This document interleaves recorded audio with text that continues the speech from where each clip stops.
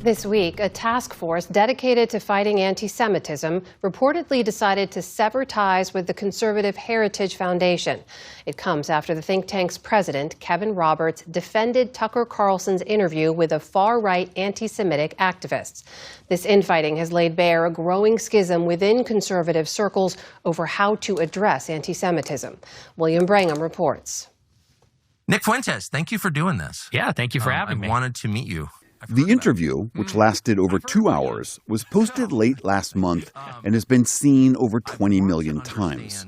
The conservative commentator Tucker Carlson interviewing Nick Fuentes, the 27-year-old hard-right influencer with millions of followers known as groypers. Fuentes is known for his open racism. White people have a special heritage here as Americans. His misogyny, like when he wrote, "Your Body, My Choice," after the 2024 election. The whole political system is just based around women never being accountable for any of their choices. And his overt anti-Semitism, ranging from Holocaust denial to his belief in a global Jewish conspiracy. A big challenge to that is organized Jewry in America. I don't think the interview with Carlson drew quick, sharp condemnation from many in the conservative movement. Ben Shapiro. Dude, Israel wishes that they could get all the Jews in order. It's so funny because one, Jews love to argue in general, and two, if that was the case, there would be no need for like unlimited amounts of Zionist propaganda baked into the collective consciousness of young American Jews, basically from like J camp all the way until college. Everybody loves to argue. Yeah, I know, I'm joking, but the meme is 2 Jews, 3 opinions. Editor of the conservative Daily Wire wrote, "No to the groypers, no to the cowards like Tucker Carlson who normalize their trash." Christians can critique the state of Israel without being anti-Semitic. But Kevin Roberts, head of the Heritage Foundation, defended Carlson. Heritage is the influential conservative think tank behind Project 2025, and which has long supported Israel and America's support for it. Roberts argued attacking Carlson was a distraction. The venomous coalition attacking him are sowing division. Their attempt to cancel him will fail. Most importantly, the American people expect us to be focusing on our political adversaries on the left, not attacking our friends on the right. Roberts faced a strong backlash, including from staffers within Heritage, and calls for his resignation. He later apologized and denounced Nick Fuentes specifically. But the controversy has revealed the ongoing challenge of balancing different factions within the MAGA base. For the PBS NewsHour, I'm William Brangham. For more on this, we're joined by Arno Rosenfeld. He's an enterprise reporter with The Forward, that's a Jewish news outlet, where he writes the Anti-Semitism Decoded newsletter. Thanks for being here. It's so funny to see this. I'm sorry. I know this is a terrifying time for a lot of Jewish Americans, and to them, I say, welcome back to the fight. Jewish Americans, by and large, have been considered white in the same way that, like, Italians have been after experiencing forms of discrimination. And a lot of people are going, oh my God, this is terrifying, this is dangerous. And I understand why you think it's terrifying and dangerous. And it's like, yeah, this is where we've been. Look, I'm white as and even having the name Hasan as a dude who's white as even having the name Hasan is enough for many people to just be like, you are a radical Islamist fundamentalist terrorist who also simultaneously wants every American to be transgender and homosexual, which is in direct violation of your Sharia law principles. And that's because you're doing taqiyya. Right now, the debate is basically the whiteness of Jews. That's what's being discussed on the right. And that's the reason why a lot of people are freaking out. And to which I say, to the likes of Ben Shapiro, what the did you think was going to happen, dumbass? Why did you think that this coalition would hold as you kept pumping racial animus over and over again, assuming that people would not actually directly hold the broader Jewish religion responsible as they have in the past? So dumb. Arno. Thanks for having me. So this interview for Tucker Carlson, who's a former Fox host, a mainstay of conservative media, to invite a known Holocaust denier, a white supremacist, and Nick Fuentes onto his show for an objectively friendly interview. What does that moment represent? Why would he do that? And like the question once again also revolves around why the is there not this level of endless pontification on the likes of Randy Fine, for example, or any number, or Tommy Tuberville, when they say America is becoming Islamic Mohammedan jihad central. Because when Nick Fuentes says like, oh, the America is being hypnotized by the organized Jewry, everyone's like, whoa, hold on now. That's pretty fucked up, which I agree. It is fucked up. It's also anti-Semitic. But how come nobody has the shred of smoke for any number of different animals who are being just as racist towards people of different backgrounds, towards black people, towards brown people, towards Muslims? What's up with that? You can't tell Americans that like some forms of bigotry are actually A-okay and then assume that Jews are going to be spared and they're going to be permanently considered white. If anything, this kind of back and forth actually fuels the anti-Semitism conspiracies, because the average person goes, wait a minute, I can be racist to everybody I want, but not the Jews. How dare you? There must be a reason for it. Is that shift, is that illustrative of a larger split or divide within conservatives? Absolutely. I mean, Trump has historically supported Israel, but there is a real dividing line there, and we're starting to see some breakaways in Congress, too. Folks like Marjorie Taylor Greene becoming more hostile to American aid for Israel. But on the right especially, folks like Carlson, certainly people like Fuentes, join that hostility toward support for Israel with just overt anti-Semitism, tropes, conspiracy theories about Jews. So then you have the statement from the president of the Heritage Foundation, right, stepping in to defend Carlson. What do you make of that?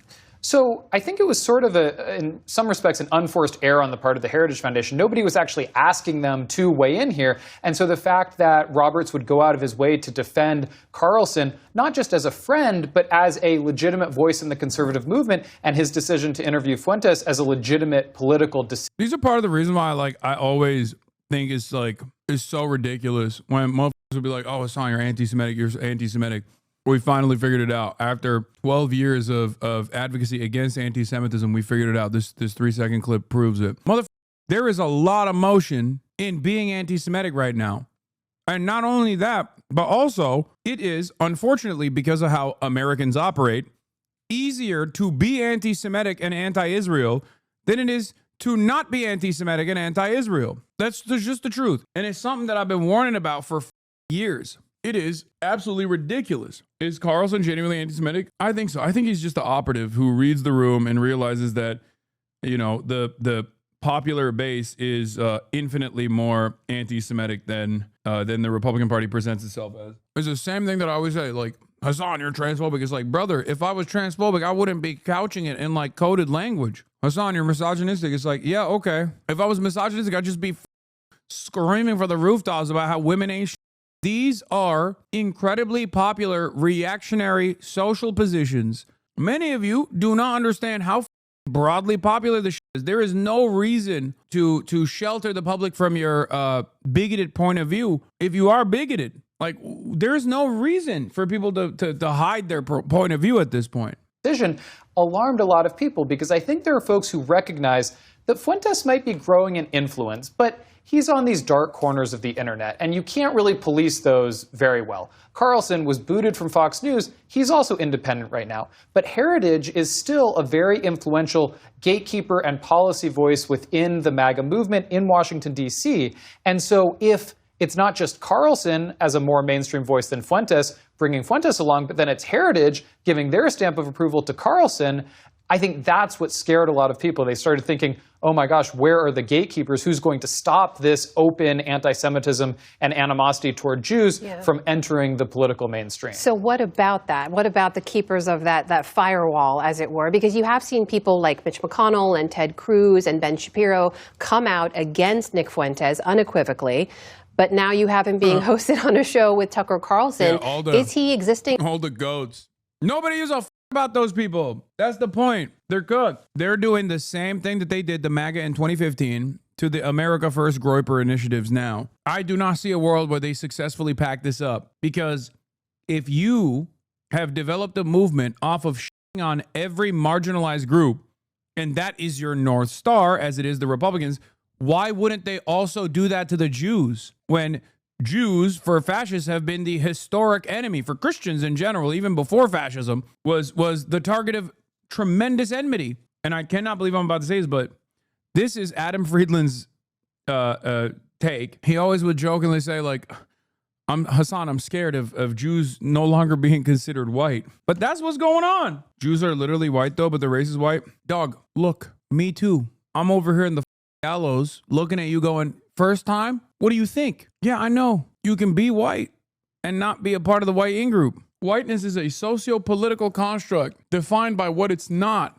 Its proximity to blackness, first and foremost, but also simply defined by what what the edges of whiteness are. In the dark corners, or is that force and that voice more ascendant among conservative circles? You know, I think what Carlson realized, and I think the reason that Carlson, and he said this in the conversation with Fuentes, brought Fuentes on is because those gatekeepers have not been able to stop Fuentes' rise. One thing that Fuentes talked about in that interview was his longstanding feud with Ben Shapiro, who he said for years has been trying to keep him out of the mainstream. And it hasn't worked. So we did see, I mean, the backlash was strong, and it does seem like, you know, Roberts had to apologize. Heritage has... The left-wing Jews will say this is coming, but the bootlicking Jews are probably so pissed off right now. Yeah, I wouldn't say I'm at risk of being genocided yet, but dude, being a minority is not lit.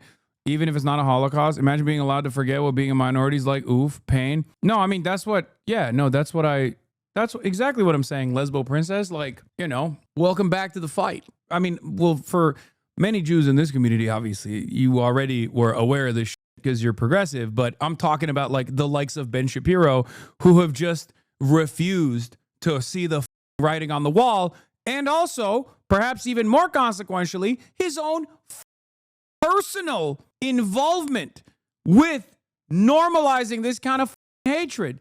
Did you see the frat kid throwing pennies at Dave Portnoy? Perfect example of this. Exactly. I was going to get to that in a second. Hold on, let's keep going. Talked a little bit of this back. They've certainly been receptive to the criticism, but the fact that it would even happen in the first place is a sign of how much the discourse has moved. I also want to point out, President Trump has met with Nick Fuentes before at Mar-a-Lago. He said he didn't know who he was or what he stood for, but he also met with Kanye West, who has been anti-Semitic and pro-Hitler in some of his remarks. That was years ago, though. Is there something different about this moment? I think that is a part of how we got to this moment. So I think this is the culmination of years of these trends. I mean, Donald Trump in 2016, I think, really called the bluff of a lot of Republican politicians who'd been hinting at various things but hadn't said them openly about immigrants, for example. And Fuentes, I think, has called the bluff of... That's so funny. Dude, that's just literally, it's not calling the bluff. It just means, like, being more racist. Like, yeah. And also being pro-Hitler. There's no, like, I don't know. There is no, like, ooh... All these Republicans are like, ooh, can he say that? No, like, they were like, oh, hell yeah, brother. But that's the thing. Like, this was always the maximalist position. The more fascist you become, like, of course, you're going to eventually go back to, you know, the OG. Do you think this anti-Semitic escalation would benefit Israel for promoting their ethno-Nazi state? No, I don't think so. I think Zionism is over. It's already outlived its lifespan. It's in a vegetative state. I think it's done. However, how it comes to a close is entirely dependent on how a lot of these advocacy networks actually try to manage the death of Zionism. Many of them don't even want to recognize that Zionism is dead. At the end of the day, someone could just simply say, what the fuck are you talking about? You're over here talking about anti-Semitism and the Holocaust, which was horrifying. Meanwhile, the current Holocaust is going on, and you're saying you're doing that for Judaism. What do you do to that argument? The Randy Fine, Nick Fuentes phenomena, the Randy Fine versus Nick Fuentes argument will always be the most prescient reason for why there is no like real moral standard here, and it's just people simply trying to hold on to previous restrictions that actually worked in the past. Nick Fuentes loves the old Holocaust that took place and most likely wants to let it happen again. If, you know, he had enough power, maybe he could do that. But there is currently a Holocaust going on right now, and Randy Fine is openly promoting it, right? But we don't think about it like that. Even people in this chat will probably go, oh, I don't know if I'm comfortable with that because, like, you know, that's state violence that's taking place. It's like, yeah, what do you think the Nazis were doing? State violence. That was also normalized through a long period of dehumanization of both Jews and all of the enemies of the Third Reich. So if a society doesn't look at Randy Fine as like an absolute monstrous Nazi-style psychopath, but wants to warn against Nick Fuentes, it's just not going to work. It's just not going to work because people are just going to be like, what do you fucking mean? I'm allowed to say whatever the fuck I can about Mexicans, about trans people, about black people, about women, but I can't say nothing about the Jews? Why? That's the question. And you have no answer for that. I mean, I do. I talk about it all the time. It's because, you know, it was cynically weaponized. Jews and Judaism was cynically weaponized to defend the interests of Israel, which is, of course, completely aligned with the interests of the United States of America, you know, and there was some back and forth and times where Israel stepped out of line, but it was still ultimately important for America to continue its allegiance with Israel because it's, you know, it was a bulwark against communism, an espionage center. I mean, unfortunately, this is true. Being a pro-Israel Jew has made any condemnation of Nazism absurd. He lost the moral high ground and truly have no leg Fuentes to stand and Tucker. on. But first, I'd like to show the audience this clip where Nick. The thing is, people who are pro-Israel don't understand that, though. But the problem for them is there are more people who are anti-Israel than pro-Israel now. You see what I mean? So if you're in an environment where everyone's pro-Israel, like in the media, in most corners of the media, or in, you know, Washington, D.C., you're like, what the f***? Like, these guys are making these comparisons. It's heinous. How dare you compare the Nazis to this beautiful state of Israel? Like, they might not be pro-Hamas or pro-Palestinians in general, but they're so anti-Israel because of Israel's actions and because of Israel's entitlement and arrogance and demands for unlimited fealty and unlimited loyalty and unlimited political cover that for the average person, they go, the f***? It's either all of it or none of it. You know, you can't. And I want all of it is what a lot of Republicans are saying. Fuentes is playing Grand Theft Auto and he runs over a character who appears Jewish and says that was Ben Shapiro. And then they play like a 3-minute clip from a 7-year-old stream where I'm giggling and saying, ha, ha, ha, I think I just ran over Ben Shapiro. Ha, ha, ha. And then everybody boos. Then the audience goes, boo. They go, boo, boo. Your boos mean nothing. I've seen what makes you cheer.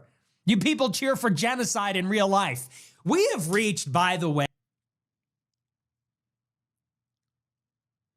I can't even on him for saying this because I verbatim said this. It's a Rick and Morty quote, but I think it's still a banger quote. And I have used that in the past as well. I hate that, like, anyway, let's continue. The pinnacle of fake outrage. Talk about fake outrage. I can't wait for my Megyn Kelly interview. You've called Jewish people fat pigs, slobs, disgusting animals. Only Ben Shapiro. In fairness, it was more than Ben Shapiro. We have reached the pinnacle of fake outrage. So let me get this straight, Megyn. Megyn with a Y. Let's get this straight, Megyn. There's a genocide going on right now in Gaza. People are being shot in the back of the head. Starving, hungry people on the brink of death are traveling miles by foot in a war-torn area to get food. They're shot in the back of the head. Children are being shot in the head. Prisoners of war are being raped to death. Refugee camps, evacuation zones are being bombed directly, civilians murdered. You're showing a clip of a video game?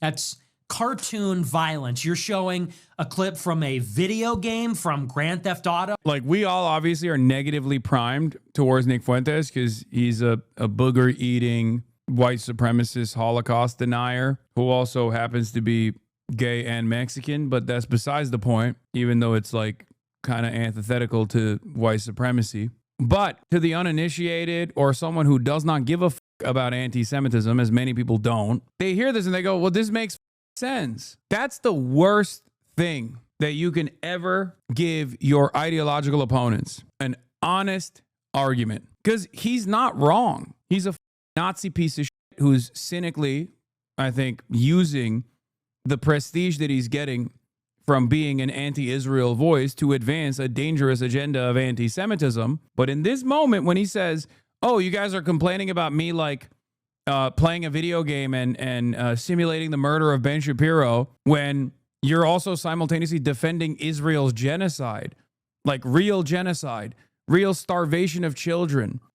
You have no leg to stand on is true. This guy's a Nazi. Why are you playing this on stream? There's people that don't know him and think he's cool. Brother, for many years, I refused to utter the mention of Nick Fuentes for that reason, because he had a, albeit limited, platform. As a matter of fact, I'll give you guys one inside baseball moment. There were numerous times when Ethan Klein wanted to actually make fun of him for going on a date with a cat boy and like that. Back when we had the Leftovers podcast, I was like, are you out of your mind? No, we're not covering him. It doesn't matter. Even to ridicule him, we're not covering him at all. We're not giving him any breathing room. We're not giving him any platform whatsoever. And I actually vetoed that over and over again. But unfortunately, some of my other ideological opponents who claim to be liberals may or may not have sucked his penis, and also simultaneously openly delivered them a fat platform and also additional media connections, and even promoted Nick Fuentes and even talked about how Nick Fuentes owed them so much for their new career. Oh, and Fuentes' treatment of me is so bad. I don't understand. That's something he'll have to learn and grow. Not to sound like not to be too self-aggrandizing, but like Fuentes should be worshiping me, because I am literally I was the only lifeline that he had to like being able to breach like mainstream political conversations. Like I represented a huge potential opportunity to him, and he just was so bad faith in the way that he treats me. It's unbelievable. I don't know why the do that. Like he should have been so conciliatory towards me, and I'm not looking for that. I'm not asking him to be my bitch or anything, but for him to be like relentlessly bad faith against me all the time, I'm like, bro, who the fuck are you? Like I can put you on a stream in front of 14,000 people. Like I'm giving you your phone number to like Adam22 so you can go to a show. Why the fuck would you like burn my shit so hard? Like you're so Yes, I'm talking about sex pestiny. Oh, we were debating. There's no reason to debate people like that have very limited platforms at the time. And then he was resilient enough to work his way through the ranks and claw back after tremendous amounts of deplatforming, claw his way back into relevance, found himself in Kanye West's orbit at a time when Kanye West was also going through a manic episode and screaming Heil Hitler all over the place, had dinner with Donald Trump and kept pushing and pushing and pushing, sending his little groypers, the ones that at least can go outside, to Turning Point USA events, infiltrating every facet of the Republican Party, and basically creating a media environment where like any Republican under the age of 35 is basically aligned almost entirely with his politics. And you know, lo and behold, you got a real crisis on the right now, and he's getting a ton of high-profile media coverage. So it's too late. This is PBS NewsHour. Tucker Carlson's interview with anti-Semite Nick Fuentes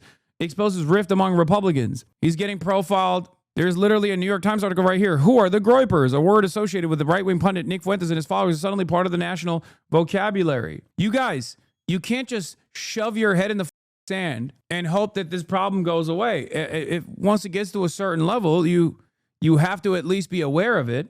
And the final reason, I think, like the major reason why he has elevated his profile to a national scale is because of Israel. He was both anti-Semitic and anti-Israel. Some anti-Semites are pro-Israel, or many anti-Semites are pro-Israel. He happened to be anti-Semitic and anti-Israel because a lot of old school Nazis, I think, could correctly point out the ridiculous allegiance that the United States of America has with Israel to basically say, look, it's the Jewish state. This is how the Jews are, over and over again. And he has a lot of experience in that front. He has a lot of experience in on Israel. And while the same dumb liberals who were in my chat going, how dare you criticize little old Israel after October 7, partially also because I was a, Muslim with the name Hassan criticizing Israel after October 7, I ate that non-stop. And while all the liberals were focusing on my ass, whether it be the ADL or whether it be the same sex pest that allegedly sucked Nick Fuentes' penis, every single one of these groups that were just like actively hounding me every day of the week, calling me a terrorist, calling me an Islamist fundamentalist, he was in the sidelines doing whatever the he wanted to, pumping out content, reaching those very same stupid-ass liberals who may or may not have known about him with a somewhat more progressive-sounding message about Israel. And he built built back his fan base piece by piece. And here we are. Just remember, the ADL did not speak about Nick Fuentes after October 7 one time. Not once. Isn't that crazy? Until recently. until the whole, Tucker Carlson, Nick Fuentes collab happened. And now they're freaking out. We're supposed to be offended. We're supposed to be shocked.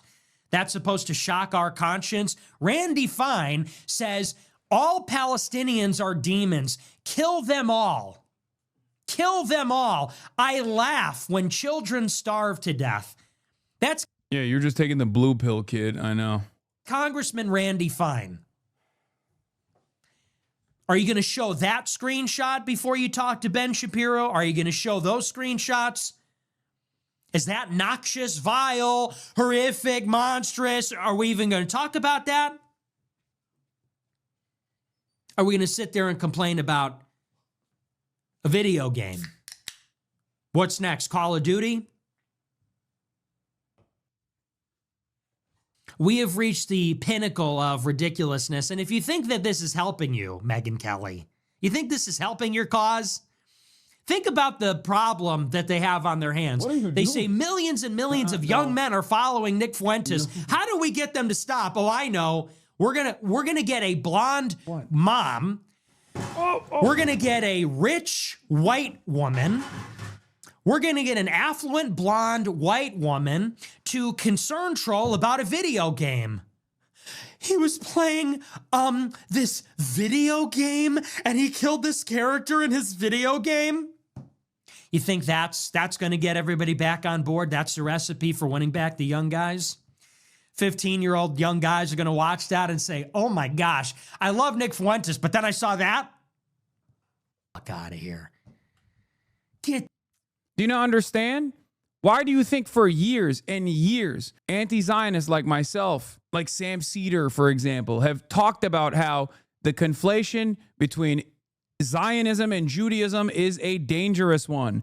The conflation between Zionism and Judaism is a dangerous one. One, because it's false, and two, because you're basically telling people that all Jews love Israel and Israel is doing all this violent shit for Jews in general, with the idiotic notion that it never would turn around, that people would never actually be anti-Israel. It's so stupid. And now that the majority of people are anti-Israel, of course they're going to be like, all right, well, I guess I'm anti-Semitic. It was so stupid. Whoa, man, token Jew much? Also, you can't talk because you're Muslim and not Jewish. Can't believe you've done this. Exactly. Thank you. Exactly. Constantly saying like all Jews that were anti-Israel were tokens. Yeah, so Adam Friedland, who's the example of a good Jew, he's one of the good Jewish approved list here. Yeah. Why'd you even say that? It's like, bro, he's playing the token card. Wait, so Crazy. you're saying that Jews don't want ceasefire? All Muslims that speak out against Israel are violent terrorists who love to do anti-Semitic acts of violence against all Jews, both in the Western world and also in Israel. You made it so that there was only one line of discourse that people actually got. This is what I mean. This is what we mean when we say the conflation between anti-Semitism and anti-Zionism was always a dangerous game, because if people actually realized that Zionism was a dangerous ideology, a fascist ideology, or that Israel was a violent endeavor, a criminal entity, then people would go, okay, well, maybe they would say the things that they're saying on TikTok comments now about how, oh, the painter guy was right. Oh, the small hat gang is up to no good again. That's how we got here. That's how we got here. Congratulations. Go back and listen to my Oxford speech where this is what I warned people about. Jewish people in America have been talking about the fears that they have about like Jonathan, I'd like to Holocaust-style anti-Semitism coming back. And they're in a time when like there is unlimited anti-Semitism, like actual unlimited anti-Semitism. And these main guys that are supposed to be defending Jews are still running around attacking people who aren't anti-Semitic, but they're anti-Israel. You know, if you're not going to focus your priorities, like what are we doing here? You're not going to shift your priorities to like actual anti-Semites. You don't give a shit about Jews. also have you evaluate the conversation that has been going on for more than a week in Republican circles about Tucker Carlson, Nick Fuentes, and the platforming thereof. Yeah, look, I'm glad you asked. It reminds us that neither side of the spectrum is intolerant from, or immune, from anti-Semitism. He's still talking about spectrum, the left anti-Semitism. Oh my God. Intolerance happens on both sides, and specifically here. Look, it's not just that the interview with Nick Fuentes that Tucker Carlson did was so repellent, although it was. Tucker Carlson has been laundering hate for years, specifically. Part of me is excited that he's like finally going after Tucker Carlson, partially because like they'll cook him. They'll destroy him in a way that I never can. That's the thing. Like Nick Fuentes and Tucker Carlson will eat his ass alive. They'll destroy him in a way that I never would be able to. Anti-Jewish bias, Holocaust deniers, ugly anti-Zionists, and all kinds of people. Ugly anti-Zionists. That's the problem here. Now, I will tell you, I was pleased that Kevin Roberts called out Nick Fuentes' disgusting anti-Jewish hatred. But why would you run cover for Tucker Carlson? The Republican Party has got to figure this out. People like Ted Cruz, Dave McCormick, Lindsey Graham seem intent on doing so, and that's a good thing. I hope things work out the right way, just like on the far left. The anti-Zionism and the anti-Semitism of some fringe folks in the progressive side also need to be worked out. Let's hope that that happens on both ends of the spectrum, Major, so a strong center can reemerge where everyone is accepted. Jonathan, very quickly, Kevin Roberts, you mentioned a significant figure at the Heritage Foundation Action and Heritage Foundation. Would you like to see in this moment President Trump weigh in on Tucker Carlson and Nick Fuentes? I think it would be a positive development if the president, who has... Oh, if the president calls out his dining partner, Nick Fuentes, I think everybody knows what's up. I don't think liberals should have this donkey on their shows. I don't know. Jewish grandchildren, has a Jewish daughter and son-in-law who's done so much to support the Jewish state of Israel and frankly support the Jewish community.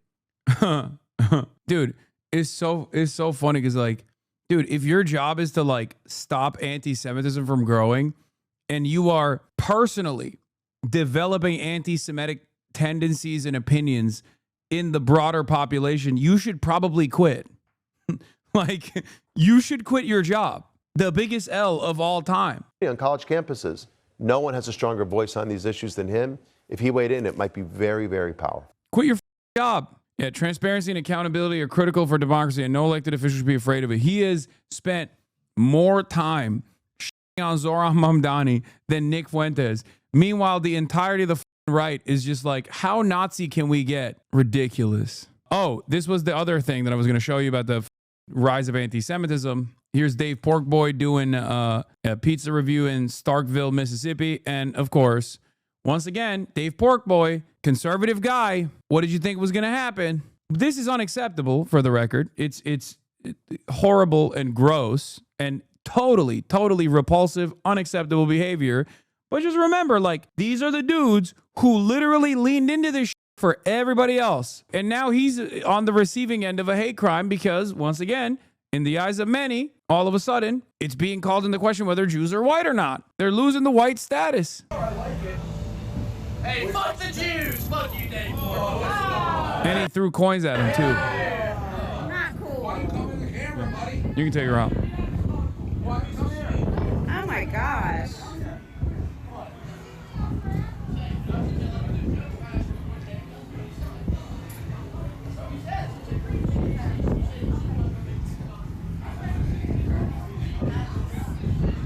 That was awful. Hey, you pussy! You! Go away. Hey. Why the coins is an anti-Semitic trope that, like, Jews love money. That's not that sort of thing. Aren't you anti-Semitic? Yes, dude. I'm the most anti-Semitic if you ask the ADL. Number 2 most anti-Semitic. Candace Owens was number 1 most anti-Semitic last year. Second, I was a runner-up. Couldn't win that one. Was Nick Fuentes even on that list? He must have been, right? But the top 3 was me, Candace Owens, and Greta Thunberg, chat.